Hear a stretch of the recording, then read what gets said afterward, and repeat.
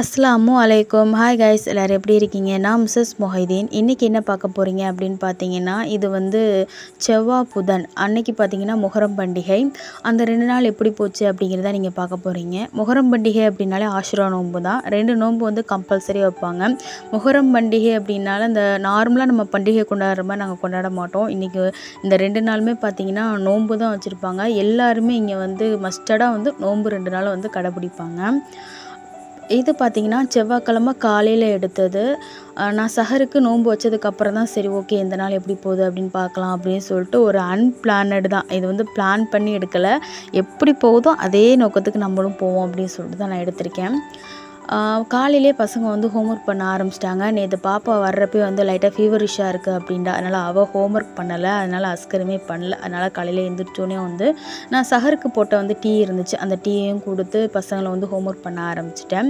நானுமே சஹருக்கு தோசையும் சட்னி வச்சு தான் சாப்பிட்டேன். அந்த மிச்ச மாவு இருந்துச்சு. அதனால் அந்த மாவுலேயே வந்து லைட்டாக ஒரு மினி ஊத்தாப்பம் மாதிரி ஆளுக்கு ஒரு ஊத்தாப்பமும் சட்னியும் வச்சு அஸ்கருக்கு நானே ஊட்டி விட்டுட்டேன்.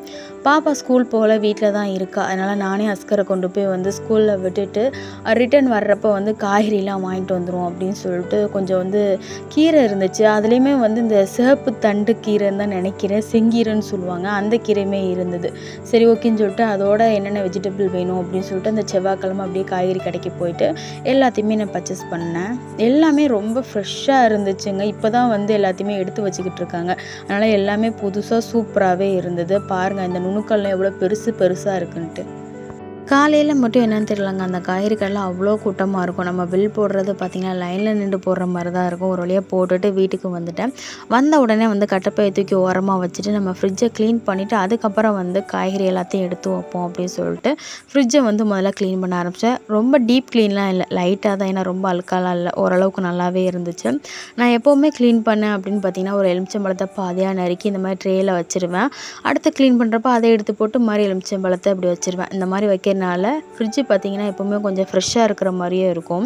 நீங்களும் முடிஞ்ச அதை ஃபாலோ பண்ணி பாருங்கள். இந்த காய்கறி மட்டும்தாங்க நான் காய்கறி கடையில் வாங்கிட்டு வந்தது. நானும் பாப்பாவும் உட்காந்து சேர்ந்து தான் வந்து இந்த மாதிரி கவரில் பேக் பண்ணிகிட்டு இருந்தோம். பாப்பா வந்து ரொம்ப போர் அடிக்குதுமா அப்படின்னு சொல்லிட்டு இருந்தேன். என்னை ஸ்கூலுக்கே அனுப்பியிருக்கலாம் அப்படிலாம் சொல்லிகிட்டு இருந்தா. இல்லை இருக்கட்டும் நாளைக்கு போகலாம் அப்படின்னு சொல்லிட்டு பாப்பாவை இருக்க வச்சுருக்கேன். என்னோடய மைண்டில் இந்த காய்கறிலாம் அடுக்கிட்டு இருக்கப்போ என்ன யோசனை வந்துச்சுன்னு பார்த்தீங்கன்னா, நம்ம எப்போ வாங்கியிருக்கோம் வியாழக்கிழமை சந்தைக்கு போவோமா மாட்டோமா அப்படின்னு ஒரு 2 மைண்டில் தான் நான் வந்து யோசிச்சுக்கிட்டே இருந்தேன். இன்றைக்கி மதியத்துக்கு பார்த்தீங்கன்னா நான் அதான் செங்கீரை வாங்கிட்டு வந்திருக்கேன் பார்த்தீங்களா, அதனால் வந்து ஒரு செங்கீரை பருப்பு கடையில் மாதிரி பண்ணிடுவோம் அப்படின்னு சொல்லிட்டு குக்கரில் வந்து பார்த்திங்கன்னா துவரம் பருப்பு, அது வந்து துவரம் பருப்பு தாங்க. ஆனால் வந்து ரேஷனில் கொடுத்தது பார்க்க கடலப்பருப்பு மாதிரி இருக்குது, ஆனால் அது துவரம் பருப்பு தான். அதில் கொஞ்சமாக உப்பு, தக்காளி, சால்ட்டு, லைட்டாக ஆயில் ஊற்றி ஒரு 3 விசில் தான். நான் கூட நினச்சேன் பருப்பு கொஞ்சம் பெருசாக இருக்குது வேகிறதுக்கு டைம் எடுக்குமோன்ட்டு. இல்லை நார்மலாக எப்போவும் வேகிற மாதிரி தான் வெந்துச்சு. அதில் பார்த்திங்கன்னா நம்ம செங்கீரை வந்து கந்தை பார்த்து வச்சுருக்கோம். அதை நல்லா அலசி அந்த பருப்பை பார்த்திங்கன்னா நல்லா மசிச்சு விட்டுட்டு அதுக்கப்புறம் அந்த கீரையை போட்டு ஒரு 3 பச்சை மிளகா, இதுதான் காரம். அதுக்கப்புறம் வந்து 4 வெள்ளைப்பூடு பல்லு போட்டிருக்கேன். அதுக்கப்புறம் அந்த ஆவிலே வந்து நல்லா வந்து டிப் பண்ணிவிட்டு அதுக்கப்புறம் அடுப்பில் தூக்கி வச்சு நல்லா கொதி வர்ற தட்டி நல்லா கிண்டுங்க. கொதி வந்ததுக்கப்புறம் வந்து நம்ம தாளித்து விட்டுக்கலாம். கீரை வந்து அந்த அளவுக்கு வேக வேண்டிய ஒரு 10 நிமிஷமே அந்த ஆவியில் பார்த்திங்கன்னா நல்லா சுருண்டு வந்துடும்.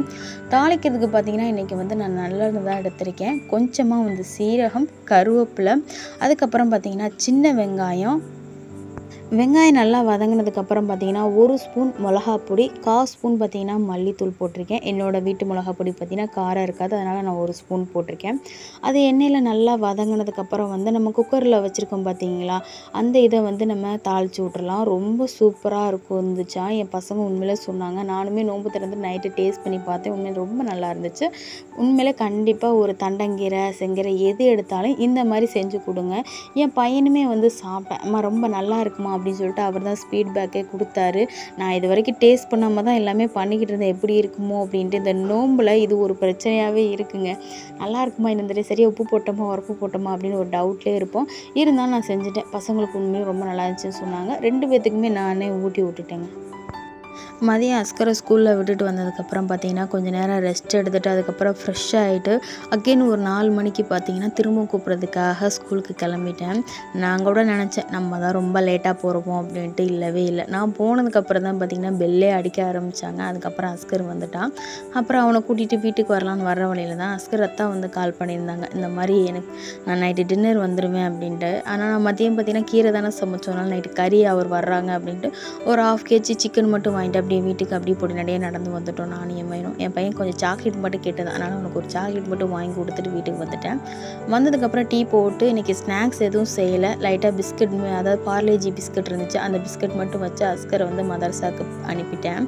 ஒரு சிஸ்டர் கமெண்ட் பண்ணியிருந்தாங்க, இந்த மாதிரி நீங்கள் அஸ்லாம் அலைக்கும் சொல்கிறீங்க அப்படின்ட்டு. நான் இல்லை சிஸ்டர், நான் வந்து அஸ்லாமும் அலைக்கும் தான் சொல்கிறேன். ஆனால் அது வேகமாக சொல்கிறனால அது மலைக்கும் அப்படின்னு கேட்குது. அதனால தான் இந்த வட்டம் நிறுத்தி நிதானமாக சொல்லியிருக்கேன். கரெக்டாக சொல்லியிருக்கேனா அப்படிங்கிறத கண்டிப்பாக சொல்லுங்கள். நான் அடுத்த தடவைலேருந்து இதுவே வந்து நான் கீப் அப் படிக்கிறேன். அஸ்கரை மதரசாவுக்கு அனுப்புனதுக்கப்புறம் இஃப்தாருக்கு உண்டான வேலையில் பார்ப்போம் அப்படின்னு சொல்லிட்டு ஃபஸ்ட்டு வந்து நான் லெமன் ஜூஸ் போட்டு ஃப்ரீசரில் வச்சுட்டேன். நான் ஃப்ரிட்ஜை க்ளீன் பண்ணி காய்கறி எடுத்து வச்சதோட கரண்ட்டு போயிடுச்சுங்க. அதுக்கப்புறம் ஒரு 5 மணி போல் தான் கரண்டே வந்துச்சு. அதனால் வந்து இப்போ தான் லெமன் ஜூஸ் போட்டு ஃப்ரீசரில் வச்சு மதியம் போலவே இந்த மாதிரி நான் ஜவ்வரிசியை ஊற வச்சுட்டேன். இன்றைக்கி இஃப்தாருக்கு பார்த்திங்கன்னா ஜவ்வரிசி கஞ்சி பண்ணலாம் அப்படின்ட்டு. ஜவ்வரிசி இனிப்பு கஞ்சி எப்படி வேணால் பேர் வச்சுக்கலாம், பாயாசமும் வச்சுக்கலாம். இன்ஸ்டண்ட்டாக பண்ணுறேன்னா ஜவ்வரிசியை வந்து நல்லா வேக வச்சுக்கோங்க. அப்புறம் ஒரு கிண்ணத்தில் பார்த்திங்கன்னா கொஞ்சமாக பால் மாவு, ஒரு பாக்கெட் பால், முந்திரி பருப்பு, கிஸ்மிஸ் பழம், உங்களுக்கு தேவையான அளவுக்கு சுகர் எடுத்துக்கோங்க. எது வேணால் எடுத்துக்கலாம், வெல்லம், நாட்டு சக்கரை எது வேணால் எடுத்துக்கலாம். நான் சீனி தான் என்கிட்ட இருந்துச்சு, அதனால் சீனி போட்டிருக்கேன். லைட்டாக சால்ட்டு போட்டு நல்லா மிக்ஸ் பண்ணிக்கோங்க. நம்ம ஜவ்வரிசி வந்ததுக்கப்புறம் வந்து அந்த மிக்ஸை ஊற்றிட்டு நல்லா கொதிச்சதுக்கப்புறம் லைட்டாக ஏலக்காய் தூவி நல்லா அந்த அரோமா சொல்லுவாங்களா அதெல்லாம் வந்ததுக்கப்புறம் இறக்குனீங்கன்னா சூப்பரான இந்த மாதிரி ஜவ்வரிசி கஞ்சி ரெடி ஆயிரும். ரொம்ப சூப்பராக இருக்கும். கண்டிப்பாக ட்ரை பண்ணி பாருங்கள். இதுக்கு நெய் அது இது அந்த மாதிரிலாம் வாங்க வேணாம். ஒரு தடவை ட்ரை பண்ணிவிட்டு எப்படி இருந்துச்சு அப்படிங்கிறத கண்டிப்பாக சொல்லுங்கள்.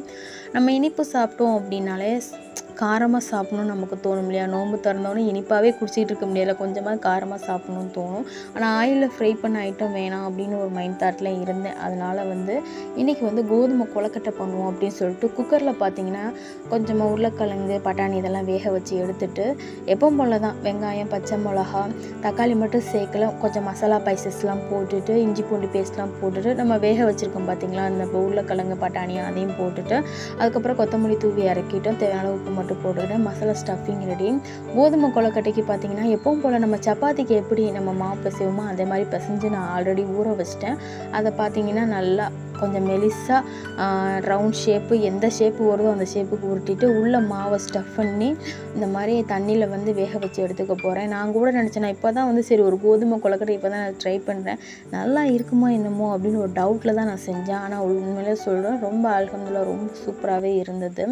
உள்ளே இருக்க ஸ்டஃபிங் ஒரு சிக்கனோ மட்டனோ இந்த மாதிரி முட்டையோ வச்சுருந்தா இன்னும் கொஞ்சம் நல்லா இருந்திருக்குமே அப்படின்னு தான் தோணுச்சு. அதுக்கப்புறம் பார்த்திங்கன்னா இஃப்தாருக்கு டைம் ஆயிடுச்சுன்னு சொல்லிட்டு எல்லாத்தையும் எடுத்து வைக்க ஆரம்பிச்சிட்டேன்.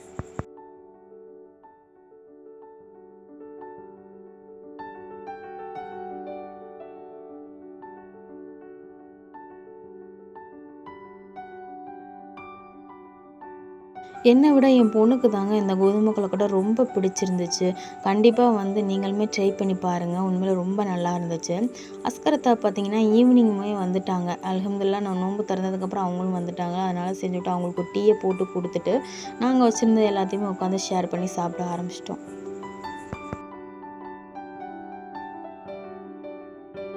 நோன்பு திறந்ததுக்கப்புறம் வேலை செய்கிற மூடே இல்லைங்க. அப்பா என்னடா கொஞ்ச நேரம் அப்படியே படுத்து தூங்கிடுவோமா அப்படின்ற மாதிரி இருந்தது. ஆனால் வேறு வழியே இல்லையே அப்படின்னு சொல்லிட்டு சிக்கனை மட்டும் குளிர் போகிறதுக்காக வெளியில் எடுத்து கந்தான் பார்த்துக்கிட்டு இருந்தேன். நான் வந்து இன்றைக்கி இட்லி தான் ஊற்ற போகிறேன். தோசை இந்த மாதிரி எதுவும் ஊற்றுற ஐடியா இல்லை. டக்குன்னு வேலையை முடிச்சுட்டு கொஞ்சம் நேரம் சீக்கிரம் போய் படுத்தோம்னா நல்லா இருக்குமே அப்படின்ற மாதிரி இருந்தது. அதனால் சரின்னு சொல்லிட்டு இட்லி ஊற்றி வைக்க ஆரம்பிச்சிட்டேன். சிக்கன் கிரேவி பண்ணுறதுக்கு பார்த்திங்கன்னா ஏன்னா சஹருக்கும் சேர்த்த மாதிரி கிரேவி பண்ணி வச்சுருவோம் அப்படின்ட்டு சஹருக்கு ஒன்று தேட வேணாம் அப்படின்னு சொல்லிட்டு கிரேவி பண்ணுறதுக்கு எப்பவும் போல் தான் மிக்ஸி ஜாரில் தக்காளி, வெங்காயம், இஞ்சி, வெள்ளைப்பூடு, பச்சை மிளகாய் இது எல்லாத்தையுமே ஃபைன் பேஸ்ட்டாக அரைச்சிட்டு லைட்டாக எண்ணெயை காய வச்சு நம்ம அரைச்சி வச்சுருக்க பேஸ்ட்டு வந்து பச்சை வாசனை வரைக்கும் போனதுக்கப்புறம் நம்ம மசாலா ஸ்பைசஸ்லாம் ஆட் பண்ணிவிட்டு அதுக்கப்புறம் சிக்கனை போட்டு நல்லா சுருளை கிண்டிட்டு நமக்கு கிரேவிக்கு தேவையான அளவுக்கு தண்ணி ஊற்றி வேக வச்சு எடுத்தாலும் போதும். ரொம்ப சூப்பராக வரும். குழம்பும் சரி கிரேவியும் சரி ரொம்ப ஜூஸியாகவே இருக்கும். கண்டிப்பாக ஒரு தடவை ட்ரை பண்ணி பாருங்கள். இப்போ நம்ம தக்காளி வெங்காயம் இந்த மிக்ஸி ஜாரில் வந்து நம்ம அரைச்சிருக்கோம். இப்போ வந்து இன்ஸ்டண்ட்டாக அடுத்து வந்து நான் பொடி அரைக்கணும்னா உள்ளே பார்த்தீங்கன்னா எப்போவுமே ஒரு ஈரப்பதம் இருந்துக்கிட்டே இருக்கும். ஏன்னா இப்போ தான் அரைச்சி கழுவி யூஸ் பண்ணுறோம்ல, அதனால் இப்போ அது போகணும் அப்படின்னு பார்த்தீங்கன்னா நீங்கள் எம்டியாக என்ன பண்ணுங்கள், மிக்ஸி ஜாரை ஓட விடுங்க. அதுக்குள்ளே இருக்க தண்ணிலாம் வெளியில் வந்துடும். அதுக்கப்புறம் நீங்கள் தொடச்சிட்டு நீங்கள் வந்து ட்ரை ரோஸ்க்காக பொடியெலாம் நீங்கள் அரைச்சிக்கலாம். நான் மிளகு சீரகம் அதுக்கப்புறம் அரைச்சிக்கிட்டேன். நான் எப்போவுமே இதை ஃபாலோ பண்ணுவேன், அதனால தான் உங்களுக்கு நான் சொல்கிறேன். சிக்கன் கிரேவியும் ரெடி ஆயிடுச்சுங்க. அதுக்கப்புறம் பார்த்தீங்கன்னா இட்லி வச்சு அஸ்கருக்கு ஊட்டி விட ஆரம்பித்தேன். இப்போ என்னம்மா இட்லியே வச்சுருக்கீங்கன்னு சொல்லிட்டு ரொம்ப சோகமாயிட்டார். சரி சப்பாத்தி பண்ணலான்னா அஸ்கரத்தை வந்து வெளியில் வந்து சப்பாத்தி பரோட்டா இந்த மாதிரி தான் வாங்கி சாப்பிட்றதுனால இட்லி இந்த மாதிரி செய்ய ஆரம்பிச்சிட்டேன். இது பார்த்திங்கன்னா புதன்கிழமை ஈவினிங் எடுத்தது. புதன்கிழமை ஈவினிங் பார்த்திங்கன்னா மச்சி வந்து கொலக்கட்டை வச்சுக்கிட்டு இருந்தாங்க. மொஹரம் பண்டிகை ஈவினிங் வந்து கொலக்கட்டை எல்லாருமே பகிர்வாங்க கம்பல்சரியாக. அதுவும் மகரிப்பு கழித்து வந்து பகிர ஆரம்பிப்பாங்க. ஒரு சில பேர் வந்து பிஸ்கட் பகிர்வாங்க, ஒரு சில பேர் வந்து உப்புலாம் பகிர்வாங்க. உப்பு எதுக்காக அப்படின்னு பார்த்தீங்கன்னா, உப்பு கரையிற மாதிரி நம்மளோட கஷ்டமும் கரையட்டும் அப்படின்னு சொல்லிட்டு துவா பண்ணி வீடு வீடுக்கு வந்து பகிர ஆரம்பிச்சிருவாங்க. இங்கே இது எல்லாமே வந்து வழக்கமாக செய்கிறது தாங்க. அதைத்தான் நானுமே உங்களுக்கு காட்டுறேன். ஆல்ரெடி ஒரு ஈடு வந்து அவிச்சிட்டாங்க, அதை வந்து காய வச்சுருக்காங்க. அதுக்கப்புறம் துவா ஓதிட்டு அதுக்கப்புறம் எனக்கு பக்கத்தில் இருக்க எல்லாத்துக்குமே கொடுக்கணும். எங்களை விட மாமி தான் ரொம்ப ஹாப்பி. அவங்க தான் வந்து முகரம் பண்டிகையவே கொண்டாடினாங்க. கடைசி எங்களுக்கு உண்டான பங்கையும் வாங்கிட்டு நானுமே கிளம்பிட்டேன். எங்களுக்கு இந்த 2 நாள் இப்படி தாங்க போச்சு. உங்களுக்கு எப்படி போச்சு அப்படிங்கிறத கண்டிப்பாக சொல்லுங்கள். நீங்கள் எத்தனை நோன்பு வச்சிங்க அப்படிங்கிறதையும் கமெண்டில் சொல்லுங்கள். இன்ஷா அல்லாஹ் நாளைக்கு ஒரு வீடியோவில் கண்டிப்பாக சந்திக்கிறேன். ஓகே ஃப்ரெண்ட்ஸ், பாய்.